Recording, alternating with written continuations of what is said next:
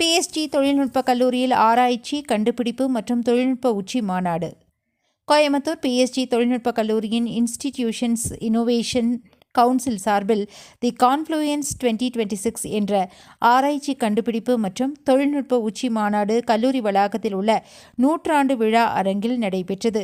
இந்த தொடக்க விழாவில் இந்தியாவின் முன்னாள் G20 ஷெர்பா மற்றும் நிதி ஆயோக் அமைப்பின் முன்னாள் தலைமை செயல் அதிகாரியுமான அமிதாப் காந்த் சிறப்பு விருந்தினராக கலந்து கொண்டார். அவர் தனது உரையில் கடந்த 8 ஆண்டுகளில் இந்தியாவின் பொருளாதார மாற்றங்களை வரிசைப்படுத்தி கூறினார். தொடர்ச்சியான கட்டமைப்பு சீர்திருத்தங்கள், டிஜிட்டல் மயமாக்கல், உள்கட்டமைப்பு மேம்பாடுகள் மற்றும் கண்டுபிடிப்புகளை அடிப்படையாக கொண்ட வளர்ச்சி ஆகியவை இந்தியாவின் முன்னேற்றத்திற்கு முக்கிய காரணிகளாக உள்ளன என்று அவர் குறிப்பிட்டார். மேலும் அவர் பேசுகையில், இந்தியா 2047ஆம் ஆண்டிற்குள் $30 டிரில்லியன் பொருளாதாரமாக உருவெடுக்கும் இலக்கை அடைய வேண்டுமானால் உற்பத்தி துறையை வலுப்படுத்துவது அவசியம்.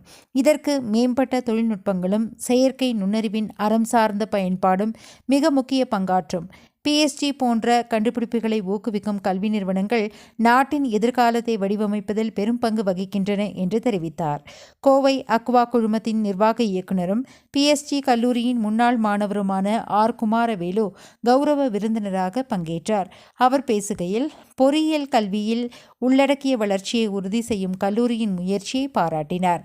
மாணவர்கள் ஆரம்ப காலத்திலிருந்தே கோர் பொறியியல் துறைகளை தேர்ந்தெடுப்பதன் அவசியத்தையும், உலகளாவிய சவால்களை எதிர்கொள்வதில் ஆராய்ச்சி மற்றும் செயற்கை நுண்ணறிவின் பங்களிப்பையும் அவர் வலியுறுத்தினார்.